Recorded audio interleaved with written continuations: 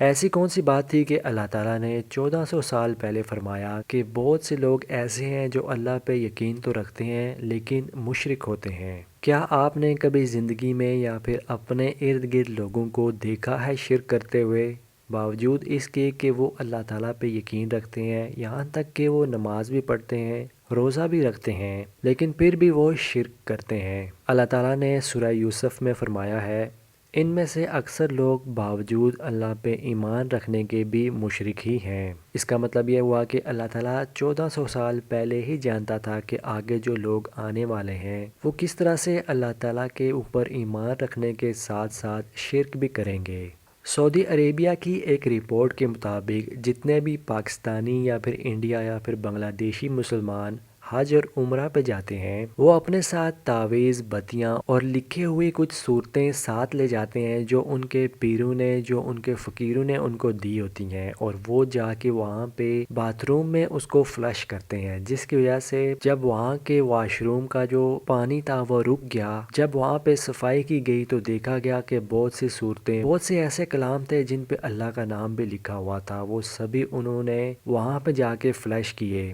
تو آپ خود ہی سوچو کہ مسلمانوں کا عقیدہ کیا ہو چکا ہے۔ ان کا عقیدہ پیروں فقیروں پہ ہو چکا ہے، یعنی کہ ان کو لگتا ہے کہ میں گنہگار انسان ہوں اور میں جو ہے دعاؤں کے لیے اور اپنی قبولیت کے لیے کسی ایسے مزار پہ جاؤں جو انسان پہلے سے ہی مر چکا ہے، وہ اس کی دعائیں سنے گا اور اللہ تعالیٰ سے التجا کرے گا کہ اس بندے کی دعا کو قبول فرما۔ ایسا بالکل نہیں ہوتا۔ جو انسان فوت ہو چکا ہے وہ آپ کو نہ ہی کوئی نقصان دے سکتا ہے اور نہ ہی فائدہ دے سکتا ہے۔ مشرک کا مطلب وہ ہوتا ہے جو اللہ تعالیٰ کے برابر شریک ٹھہراتا ہے کسی کو، یعنی کہ جو اللہ تعالیٰ صرف وہ کام کر سکتا ہے وہ کسی اور کے ذریعے سے کروانا چاہتا ہے۔ اگر آپ کسی کو نیک سمجھتے بھی ہیں تو کم سے کم اس کے بارے میں جان تو لیں کہ سچ میں کیا وہ نیک ہے۔ پیری اور فقیری کی نسلیں یہاں پہ ایسے چلتی ہیں جیسے کہ حکمرانی کی ہوتی ہیں، کہ ایک کا باپ اگر مر گیا تو کوئی اور اس کا بیٹا اٹھ کے پیر بن جائے گا اور اس کا گدی نشین بن جائے گا۔ کیا کوئی اللہ کا نیک بندہ ایسے گدی نشین ہو کے کسی کو اپنی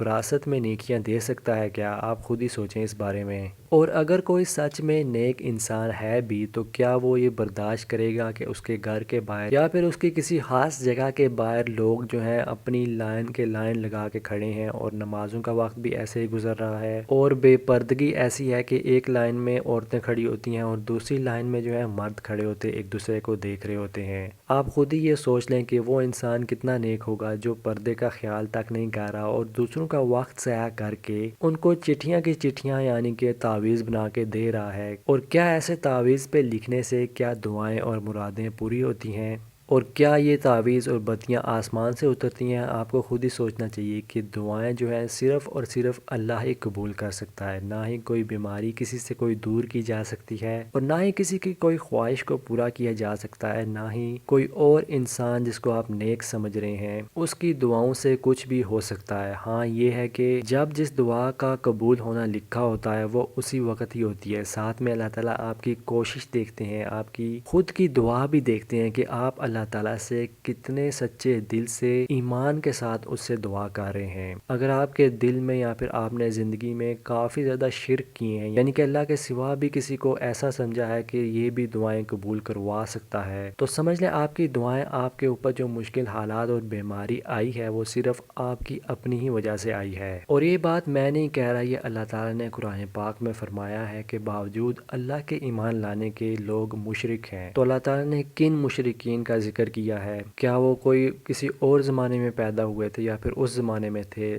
بالکل نہیں۔ آج کل لوگ جو ہیں بالکل ایسے ہی ہیں جو اللہ کے ساتھ شرک کرتے ہیں اور پھر یہ امید رکھتے ہیں کہ اللہ تعالیٰ ان کی زندگی کو آسان فرمائے، اللہ تعالیٰ ان کی زندگی کو بہترین بنائے۔ ایسا بالکل نہیں ہوتا۔ اللہ تعالیٰ نے قرآن پاک میں فرمایا، جو شخص نیک عمل کرے، مرد ہو یا عورت، لیکن با ایمان ہو، تو ہم اسے یقیناً نہایت بہترین زندگی عطا کریں گے اور اس کے نیک اعمال کا بہتر صلہ انہیں ضرور ضرور دیں گے۔ اللہ تعالیٰ کا وعدہ بالکل سچا ہوتا ہے۔ اگر آپ نیک عمل کرتے ہیں، آپ کا ایمان اللہ تعالیٰ پہ ایسے ہے جیسے کہ شفاف پانی ہے اور آپ کو صرف اپنی دعاؤں پہ اور اپنے عقیدے پہ یقین ہے، تو آپ کی زندگی بہت زیادہ آسان ہوگی اور آپ جو ہیں سچے مسلمان اگر ہیں تو آپ ان سبھی چیزوں سے سچی توبہ کریں گے۔ آپ کو لگتا ہے کہ آپ برے انسان ہو، لیکن کیا آپ اس شخص سے زیادہ برے ہو جس نے 100 قتل کیے تھے لیکن پھر بھی اس نے صرف توبہ کی تھی سچی، اور اللہ تعالیٰ نے اسے معاف کر دیا تھا؟ وہ کسی بھی پیر یا فقیر یا پھر انبیاء کے پاس بھی نہیں گیا تھا۔ کیا آپ اس ظالم حکمران سے زیادہ ظالم ہو یا پھر برے یا گنہگار ہو جس نے صرف ایک مہربانی کر کے کتے کو پانی پلایا تھا اور اس کی بخشش ہو گئی تھی؟ اور کیا آپ اس شخص سے زیادہ گنہگار ہو جس نے ساری زندگی برا عمل کیا جسمانی، اور آخر میں اس نے جب توبہ کی تو فوراً اس کی موت ہو گئی اور اللہ تعالیٰ نے اسے بخش دیا؟ آپ اگر سچے دل سے توبہ کر کے اللہ تعالیٰ کو اپنا رب مانیں گے اور صرف